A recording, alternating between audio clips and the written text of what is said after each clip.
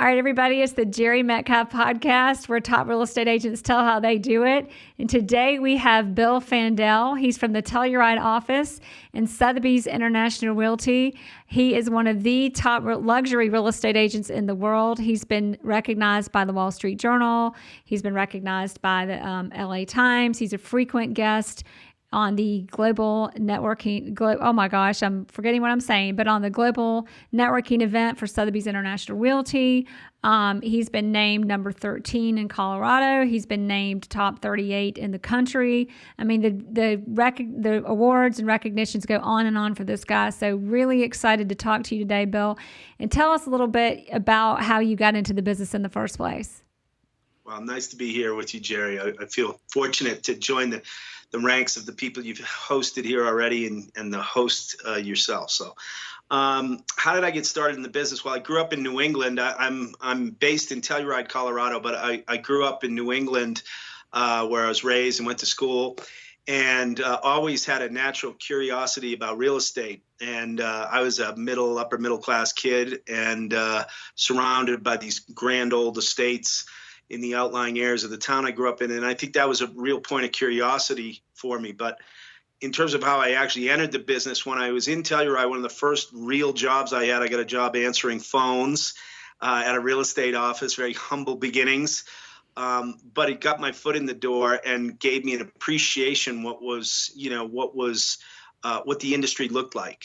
And for the first several years where I really felt like I could become a luxury broker, I worked for a family on Martha's Vineyard during the summer. So I used to spend winters in Telluride, summers on Martha's Vineyard, worked for a family there, and they owned the premier brokerage on the island. And I worked at their hotel, and my job was to meet and greet people at the hotel.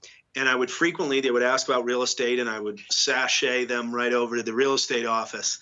And I thought to myself, you know what, this is something I could do. Yeah. And you were making the introductions, which is such a big part of it. Yeah. So anyway, that was the way in, and it just took off from there. One thing led to another.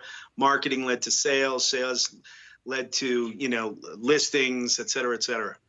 Wow. But it's been a good run. I've been with Sotheby's since 2001. So I've been with the Sotheby's International Realty brand for a long time, and it's a big part of my business that we'll be discussing today. Wow, that's huge. So what was your career before real estate? Because obviously did you start in real estate, or did you have a career before real estate? I went, I had like a lot of kids. I always had jobs growing up, but most of them were, odd jobs up through college. And I started out in the lodging side, hotels and lodging. Mm-hmm. But, that first real estate job where I was answering phones, I was 23 years old. So prior to that, I worked at golf courses, cutting greens. Wow. I worked driving a shuttle. I always had jobs and always made money, but it was my first professional job, I would say. Wow. That's so I've been incredible. In the business pretty much my entire and profession. So you joined Sotheby's International Realty in 2001. When did you actually start your real estate career? Let's see, 2001. I got my first job, as I said, at 23, so that'd be 27 years ago. I was with a company that ultimately morphed into the Sotheby's International Realty firm here. But really, the big break I got, I was hired by a development company to handle their marketing, the marketing of this new project that had never been taken on. It was the first private residence club in the United States, which subsequently Ritz-Carlton adopted in Four Seasons. And I was given a job to, generate clients for them. Mm-hmm. And we were incredibly successful in that venture. And as part of that, they paid for me to go get my broker's license. In the state of Colorado, everyone is a broker. We don't have agency. Everybody's a broker. So that was a big plus, to get that paid for and get the support. And so I went to work for that project subsequently as a on-site broker. And it was a great start for me. Huge experience. And how many did you do that until 2001 when you joined Sotheby's? Yeah, well, that project led to another project where I was the on-site on-site sales agent, which you're familiar with. I think you sold vacant land for builders, if I Yes. remember. Good So memory. That's how I started. Yeah. yeah, and I was working for these developers, as they were launching these new projects in Telluride. I'd be the on-site broker. So I'd have my sales office on-site, meet and greet. And it was a great, I frequently encourage new agents as if they want to get a start in the business, because the client, the developers are paying for the marketing and they're generating clientele. And it also gives you a chance to get in front of people and talk to a lot of people and learn a lot about questions and answers in the sales process. Exactly. So I went through 3 or 4 different projects. And then finally, I had a big enough database where clients were asking me to market their properties outside of those, outside of the subject, projects that I was working on. And so it kind of morphed into its own thing. Wow. And so do you think that happened around 2001, or when did that go down? Yeah, that was late 90s. Okay. I think my last project I worked on was 2001. And I've still taken on large projects throughout the course of my career as their listing broker, but never been on an on-site sales team again. It was a great experience, and it certainly made me very familiar with how to do that well. But I think it also helped me understand the selling process in the more traditional listing and selling, model. And the marketing and what marketing works, because these guys are paying for it. It's got to work. Yeah, they had huge budgets. Which were fun to play with. But at the same time, what is proven out over the course of time is, hyper-targeted initiatives always work. Wow, that's key. I love what you just said. Hyper-targeted initiatives for us as listing agents of resale to keep in mind is not to be quite so broad, but targeted, and make sure our money's going somewhere and closing deals and making money. So when you went from on-site to kind of resell or working more independently, did that kind of parallel with your transition into Sotheby's International Realty, or with you another brokerage before that? Well, where you were working I was independently? a very successful brokerage within the company, but I was big on branding. And the owner of our firm at the time didn't really understand that as well. He was much more focused on different models of client generation. I was very important as this market, as the ski resort markets became more and more sophisticated. I knew that we had to grow our business with the clients. The clients were more sophisticated. What they expected in terms of marketing was more sophisticated. And when I was growing up in New England, interestingly enough, I went to a boys' school, a Jesuit boys' school in the city. So I was around the city all the time, and I used to see the Sotheby's sign right in the center of Boston, and the Sotheby's International Realty sign. So I was familiar with the brand from my teens and 20s. And we had one of the first affiliates out here in Telluride for Sotheby's. Wow. And it's an interesting story in the sense that as Telluride grew, it was actually based out of Aspen, and they used to bring clients over here from Aspen to look at Telluride as an alternative. So anyways, I went to work for them in 2001, and to grow my business, very specifically, to grow my listing business, I felt the Sotheby's brand was a better fit for my clients than who I was with before. So I'd love to talk about when you broke in, and I might know too much about you. I don't want to skip over anything important, because just some of the things you've done with your business. And I'll pause for a moment and let everyone know how you and we met 2 ways. We met at Sotheby's International Realty at a big conference there, and then that evolved, and we met again at an event you actually put together and brought real estate agents together with a business coach in Santa Barbara, where we all masterminded.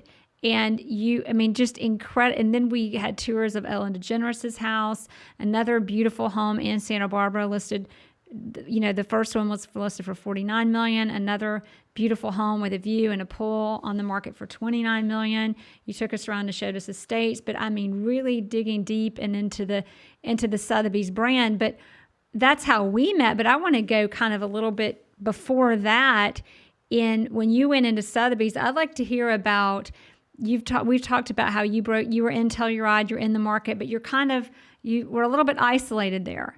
So rather than sit around and wait for the business, you went and got it. But elaborate onto this, or maybe the question I would ask you if I didn't know that answer would be, what is your best lead generating tool, or how do you generate business in Telluride?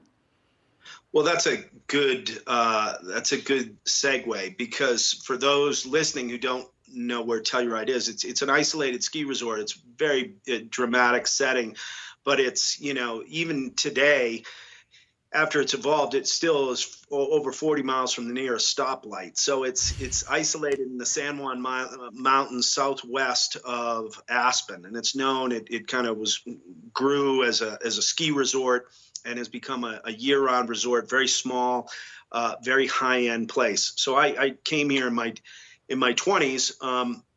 But in terms of growing the business, I always knew, these clients were coming from all over the world, but we had these distinctively long off seasons where, 7 months, 8 months of the year, it could be quiet here. So I've learned early on, in addition to the marketing I was doing on the ground here, that I had to take my show on the road. Mm-hmm. So beginning in the kind of mid 2000s, I would say, I began to travel to the feeder markets where I knew at any given moment the demographic that was feeding the business here was based out of, for example, Dallas, Houston, New York, Boston, San Francisco. I mean, markets where consistently we had clientele coming here and buying homes.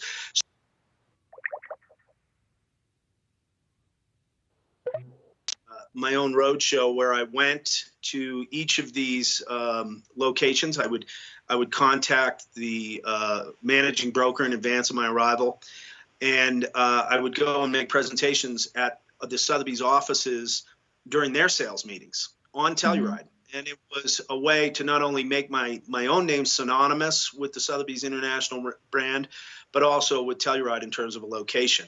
And I tried to focus on, look, we're real estate agents and brokers. We have a notoriously short attention span. Very dynamic presentation visually, and then become the go-to for clients, for those agents out of those offices. And that was a big consciousness raising effort on my own part. It's kind of guerrilla marketing, but it's become a huge part of my business in terms of referrals, both coming in to my business here, people like yourself who have a client, but also going the other direction where clients realizes that I have these contacts everywhere, and who might be the best person that can help me in Buckhead, or who can be the person who can help me in Highland Park in Texas. So exactly.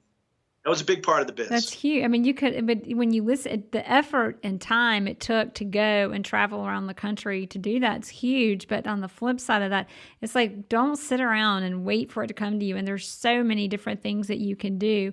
And I would love, so on the one end, you're going out and getting business and recruiting it back into Telluride. But even within that Telluride market, you are so synonymous with, you're branded yourself, but you've also aligned yourself with the Sotheby's brand. And I think I've heard you say again and again, make yourself synonymous with the Sotheby's brand. When your sphere thinks about Sotheby's, they think about Bill Fandel in Telluride. Absolutely. And even in general. In fairness to the there's a lot of good. We have a small town, so just to give you a sense of how competitive it is here, there's 2,800 year-round residents in Telluride, Very small and there's city. nearly 200 real estate agents. Wow. So it's an intense little Shark Tank here. Yeah. So it's about doing the things that separate yourself and elevating yourself relative to your peers. And I had the flexibility in my schedule to do that. But it was very important, especially as I began to realize in those early 2000s, it was the rising tide of mass affluence, that began in the 80s. You were now having people with 3, 4, and 5 homes. So Sotheby's was a name familiar to them, whether they were in Greenwich, Connecticut, Palm Beach, out in Santa Barbara, Montecito. That was a familiar brand to them. So when they were landing here in Telluride, and they were looking to select a real estate broker to represent them, you wanted to be that person that was, that was one and the same with that brand that they already felt comfortable with. So it was very important through print marketing and digital marketing to make sure that your presence and the way you represented properties aligned with their expectations of Sotheby's. Which you've done a beautiful job of, by the way. So tell us about, because the next question I was going to say, in such a competitive market where over 10% of the people in the population are licensed real estate agents, what do you, which I already know the answer, but tell us, when we're already going there, but what do you do, or tell us about this magazine is really where I'm going with us. But what do you, and other things too, to stand out above that competition? Well, that is an important consideration. I think a lot of people who are in the business, one of the challenges I faced when I got into the industry here was that a lot of people had moved here. I mean, they were in the real estate industry, and many of us faced this battle. They were in the real estate industry when I was in kindergarten, and they helped build this resort, and they were very established. So my biggest competitors were already in the game. And people were like, there's not even enough room. There's no room for any more real estate professionals around here. So I knew I needed to do something different. So I always focused on quality. Imagery was critical for me. I knew that, before there was digital imagery, you had to pay a lot more for it. But I wanted to make sure that every single thing that left our office was high quality, and that people, when we were representing their property, it was how they saw their property. Agents were notorious at that time for, just driving by a property and snapping a photo, and, they'd bring it online sometimes with no photos, sometimes with 2 or 3. I always felt it was important to position. But one of the things, getting back to what you were leading up to, was I always I committed a portion of what I earned from any sale to marketing. And I kept rolling money back into marketing in a way that probably would have been tougher for a lot of my competitors with a growing family or something. But I was able to do that because of my age, and I was single at the time. And I was able to, what I decided was I need something to separate me even more. So I created my own dedicated magazine. Everybody else was putting ads in individual magazines and competing with each other within that magazine. So I figured I'm going to create my own proprietary magazine that features, what I see the market as, and the quality of imagery and the look and the feel and the statistics, and then I think things that were engaging.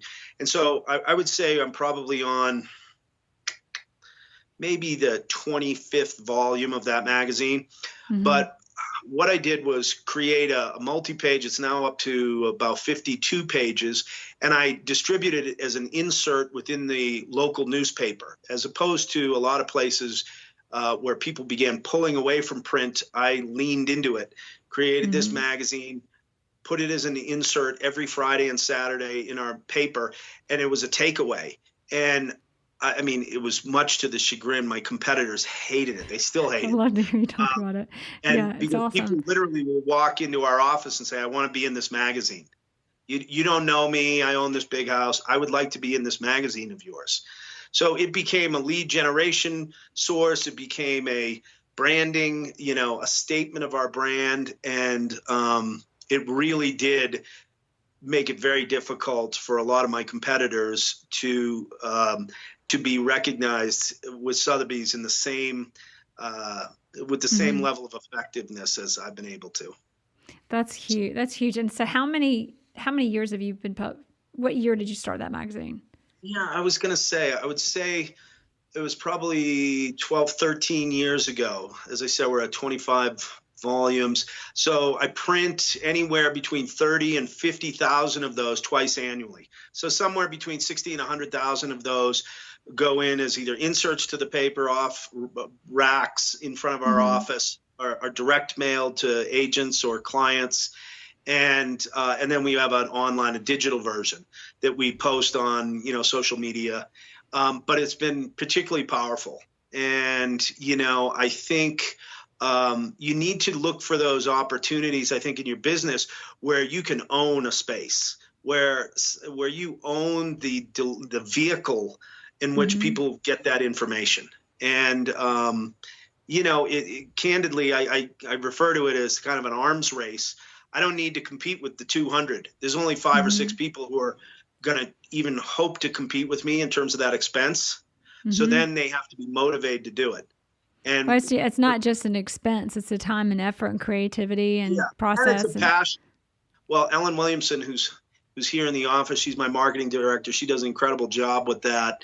And the two of us both love the creative side. I think that's a big part of it too. It fulfills a creative bent in each of us that we really like to make it better and better. I always say, make sure each thing that leaves your office is better than the last.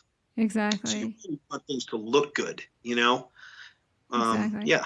So you do some really, really heavy just really big number transactions. As far as your volume, you've got I think you've broken some records on sales prices of homes and properties you've sold and things like that. So elaborate on that. As real estate agents, everybody wants to be a luxury real estate agent, and then you get into it and you realize a lot of these properties take a lot of time, money, and effort to sell. What is the difference, or what is it that you did that there's so many people that have tried to break into that market and they really just kind of gave up or realized it's a lot more than it takes? What's the difference between you and what you've done as far as the actions you've taken, and then how you've actually leveraged that action to create success and create sales? If that question makes sense. I'm kind of trying to ask you too many at once, but yeah. Well, I made some conscious decisions when I was, and this kind of is something you asked me before we jumped online about, did you ever make a mistake that turned into something else? I don't know if it was a mistake, but I made a conscious decision years ago when I was just getting going. I started being offered these listings that were kind of in our market were, under $1 million, which is, is the lower end of our market. And I turned them down. And I remember somebody saying, some guy, an older guy, lectured me like, you shouldn't do that. You should never turn down a piece of business. And I thought to myself, well, I don't want to be typecast with this. I know what I want. I know what I want my business to look like. I had seen in other markets, even before luxury became, this huge space that people, had populated. I wanted to always represent the top tier of the market, the highest quality things, the best quality clients, and I was willing to spend my own money to do it. And I was willing to work harder and longer and be much more dedicated to insights that maybe my peers didn't do. So I think focusing, knowing what you want in terms of your career, modeling yourself. And this is a very important thing, given what you're doing with these podcasts. I always knew who the big brokers were around the United States. And so I watched what they were doing in my 20s and early 30s. I was like, oh, look at that person and that person. I always knew them, even in advance of meeting them. And I knew what I wanted my business to look like. And I think if you kind of have it in the back of your head, things begin, we have a way of self-actualizing, and these things came about. In terms of the nuts and bolts of it, though, I dedicated a lot of resources. I've spent a lot of money over the years, certainly more than my peers, on imagery, on video, I write my own narrative, but I'm very careful about how a property is represented and positioned. I don't take properties that I think cheapen the portfolio I have. I don't take things unless they're a referral. I'm very wary about the clients I represent. And that's not, listen, I don't mean to sound cocky in that way, more that I'm just trying to be judicious. I'm trying to say, I want to represent the best of the best, and I don't want to be dragged down by anything that might affect. And you're creating that environment. You're creating that environment for yourself and for those clients, and like attracts like. Yeah, I would guess that before you know it, you kind of lose, there's probably not, it probably doesn't happen very often that you're even turning down that much business anymore because you've positioned yourself in such a way that you're attracting. Would that be correct? I mean, in my market, I've found that. We turned down a pretty substantial listing a couple of weeks ago. I had taken it because I felt it was, could sell, whatever. It could be good, well timed.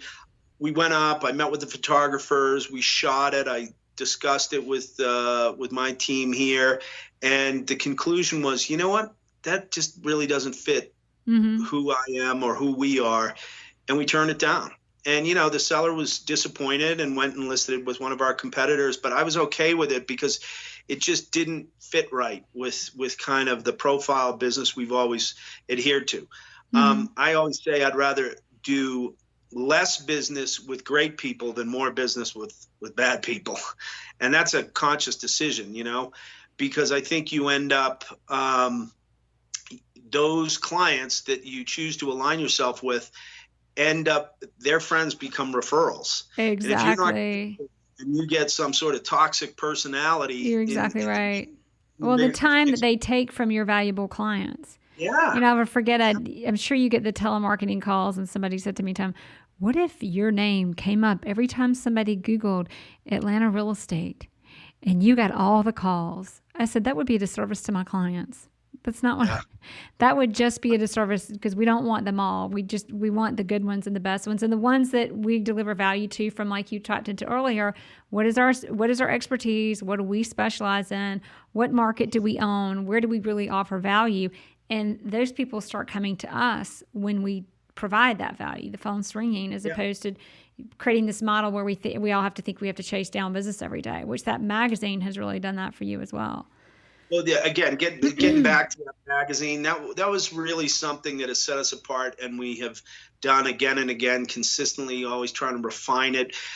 You know, moving forward, I've been having some pretty interesting discussions with agents and industry people about the direction of the business, and I think you have to just make sure you remain relevant, and the information you provide people is proprietary and is of a quality that they can't get someplace else. Mm-hmm. Because if everything is commoditized and everything can be found via algorithm, our business will become diminished. So you have to do things in a way that are consistent. You're known for that. I mean, a magazine doesn't sound particularly far-reaching, you know, in terms of vision. But I'll tell you, what's interesting about creating great print in small niche markets, resort markets, as opposed to a big, you know, you're in Miami or something. Right. It's almost a novelty to pick up the newspaper on vacation. So that magazine, we wanted the imagery to be so dramatic that it becomes representative of how these people see this place. So they take it with them. I mean, we even have reshaped it so it's a takeaway piece. And I've had calls from people in the past. I remember I had a woman call me from South Carolina a couple of years ago, said, you know, Bill, I was there visiting and I loved it. I loved it there. Can you send me 8 more?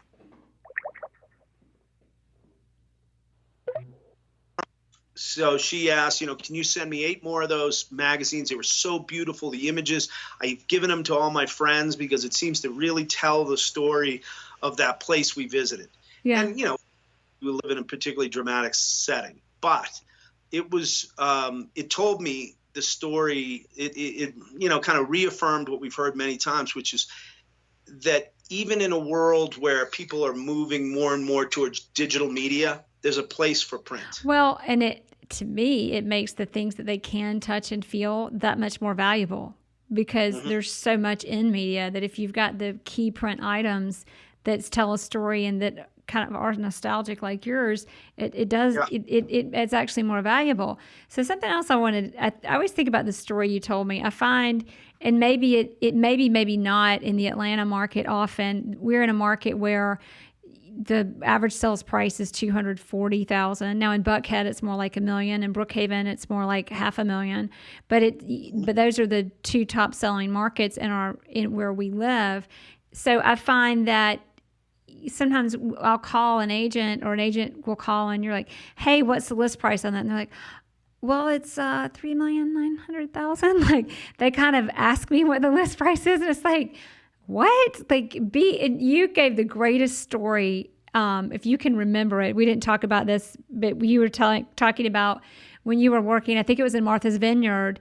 And when you're working with people of affluence, they're there. And I tell this even to my clients, like, you earned your way here. You have this money to spend it where you like.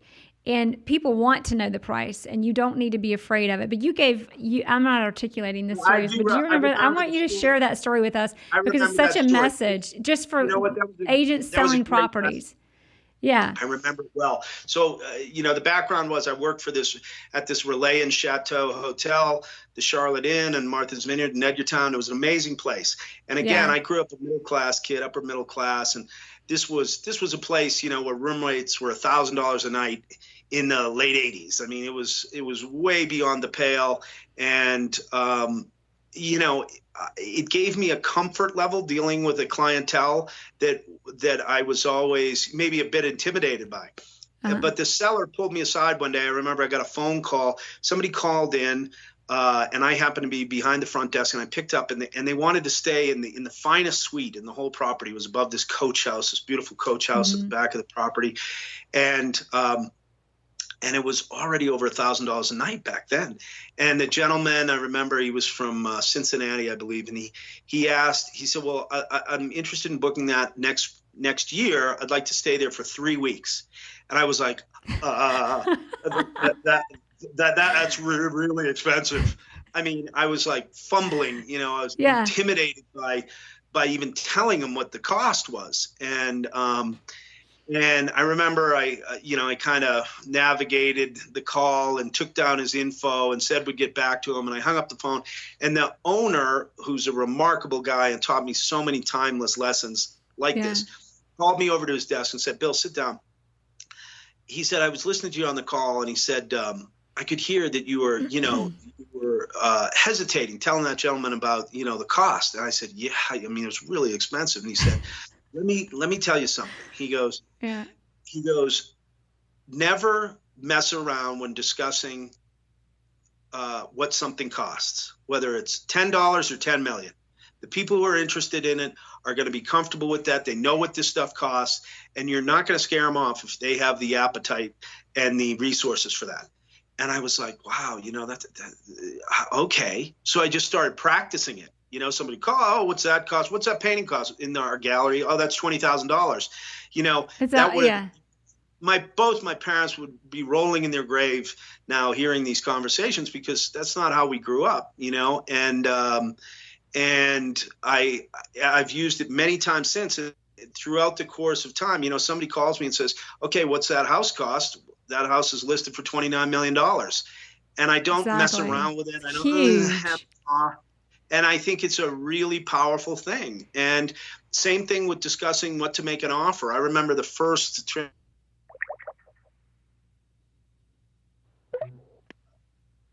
transaction I did over $3 million. That was a big deal back then. Mm-hmm.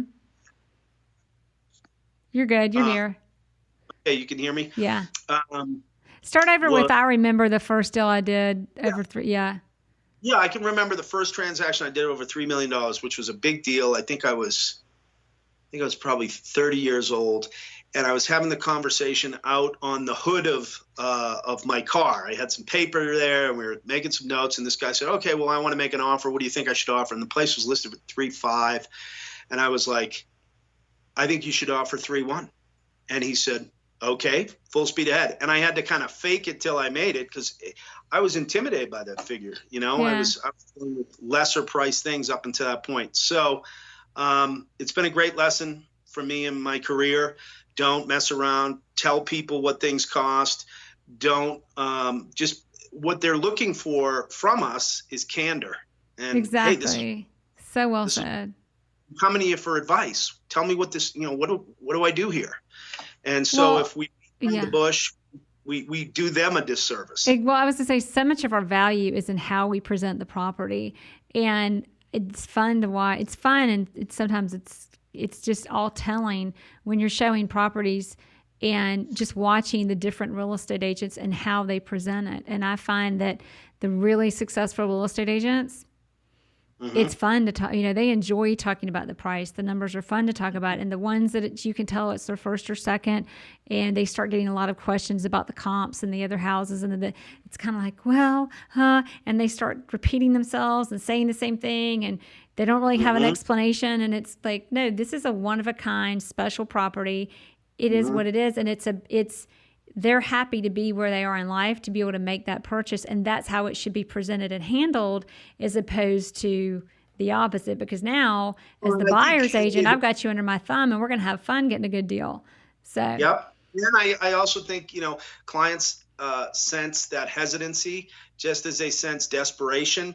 There's certain undercurrents of unspoken communication that are happening in any discussion like that. And I think if somebody starts getting, any kind of anxiety, the undercurrent of it, telegraphs its way to clients. And I think, it can often make a buyer less confident in a purchase. I've had. That's it. That's what I'm saying. Right, if you don't right. speak with conviction, I'll tell you, Suzanne Perkins, who you've met, Yes. Suzanne's a phenomenal, she's an icon of real estate out of Santa Barbara and Montecito, who I work with when I'm out there. And Suzanne is probably the best I've ever met at just telling it like it is. I mean, she will, she just lives and dies by just straight talk, and she will tell you what she thinks of something, what she doesn't like, what she does. And some people can't stomach that, but most people that are seeking advice from her, whether she's representing them or say a seller or buyer on the other side of a transaction, they admire her candor. And so I've tried to incorporate that in my own business.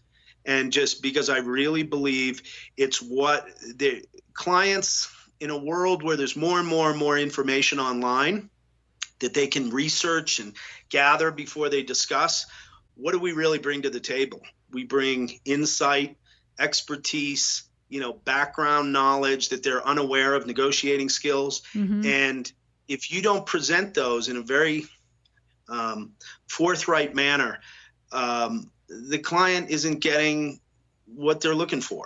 And so, that's our job. Exactly. So I've got a few I say a few, sometimes my few turn into 10, but I've got about 3 questions for you to help us wrap things up. One is, if there's one thing you wish you knew coming into this business that you know now, what would it be? One thing I wish I knew.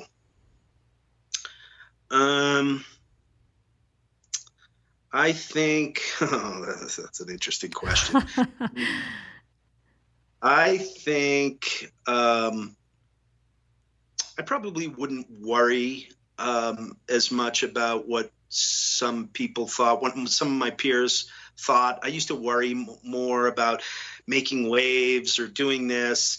And I think I think I probably would have just, I tend to march to my own drum a little bit, but I think I would have done it much more dramatically earlier on. So you've made waves anyway, big ones. Lots of waves. But you know what?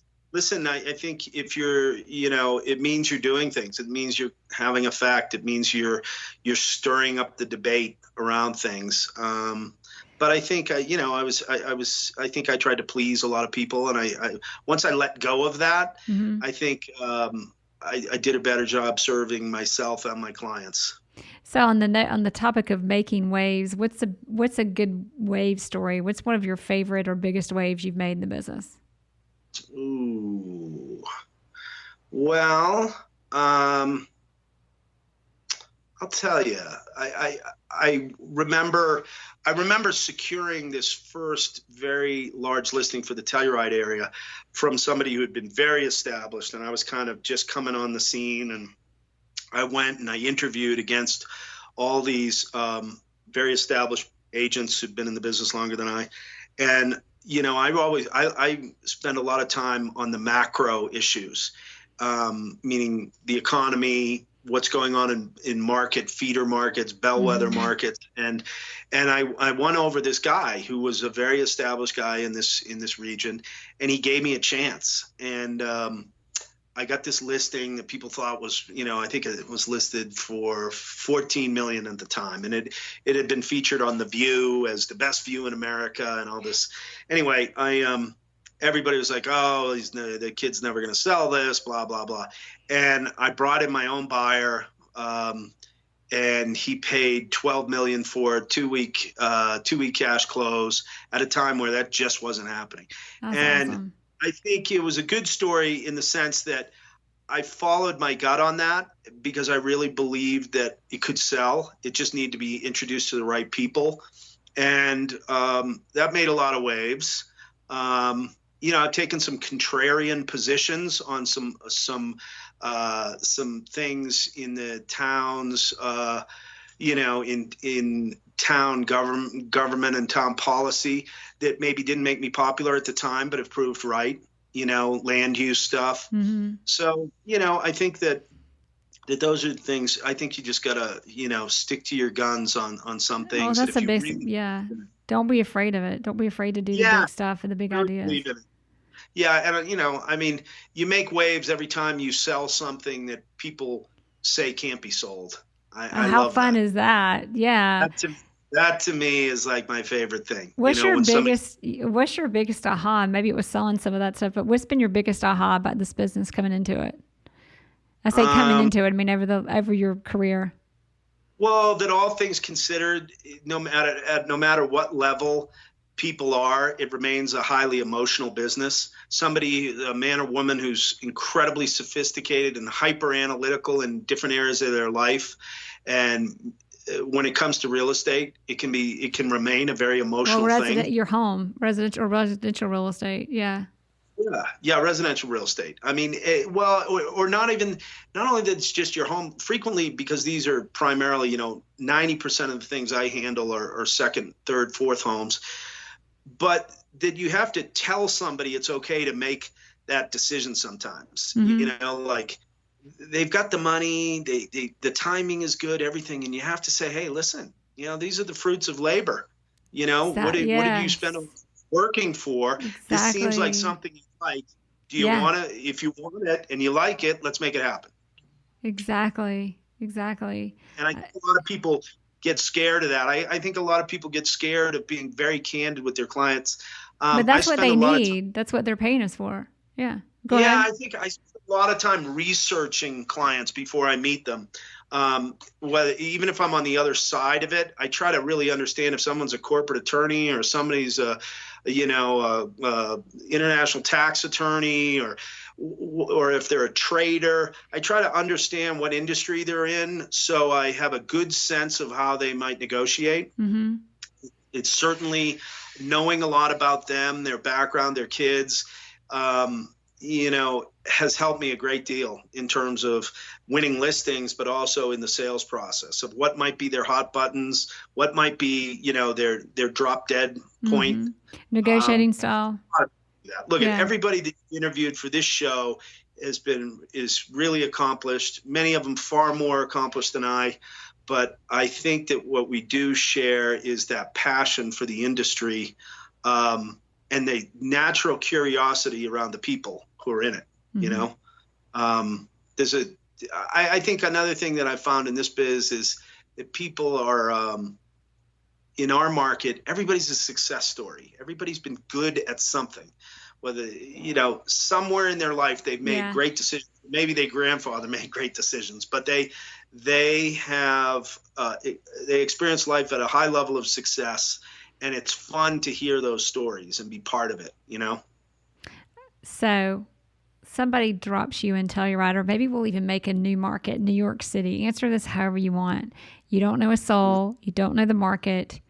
You've got $200 and a phone and food and shelter. What are you going to do to be a successful real estate agent? Oh, that's a good question. I would try to get an introduction. I would call my clients who knew the most influential people. You don't have any clients, remember? You don't have any clients, right? You don't know anybody. Clients. Okay, you know what? I would probably.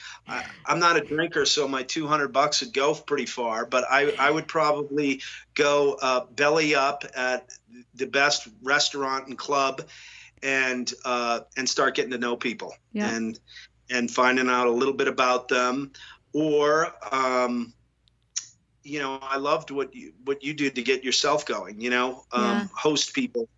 But I think I'd just I'd find the best neighborhood and the best restaurant, and I would go in there and sit down and start meeting people and talk my way out of it. It's a relationship business. Exactly. Yeah. All right. What do you use a CRM? And if so, which one No, is your favorite? I mean, not particularly well. I wish I could say that we were more efficient. I mean, we continue to use Outlook, and we don't do things at the level, it's interesting. We don't do a lot of transactions here on an annual basis.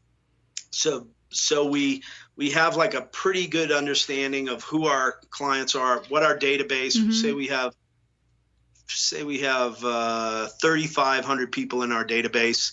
We use Outlook and Resora, and then direct mail pieces to communicate with them. Well, and then you'd be surprised. I asked that question, and you'd be surprised at least half the agents and some big producing agents are using Google Docs, which is basically Excel. So yeah. Well, you know what I found. I have just, over the years, I still believe in the power of relationships and using the phone and calling people. I think emails, certainly texts have changed the world. I mean, our clients skew slightly older too. I know there's an emerging demographic of millennials who are buying. Certainly if you're in places like San Francisco and Seattle, we continue to have people in their mid 40s to their early 70s. So the whole scale of baby boomers, and they continue to communicate, email, text, phone, and FedEx is how we do it, and they the systems we've used today work. So we haven't felt the need. Exactly. So last question. What, for everyone listening to this, if there's one thing that you want us to take from this interview, what would that be? That's a great question. I would say, find that part of the business that really resonates with you emotionally. For example, for me, it's the creative and the marketing side of it.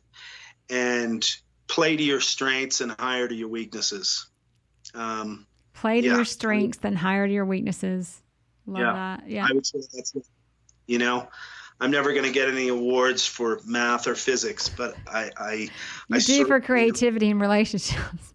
Now you finish the statement. I'm finishing it for you. Go ahead. What was that? I said, I was finishing the statement. You said, I don't get any rewards for mathematics, or I forgot what the other one was. And then I finished it for you in physics.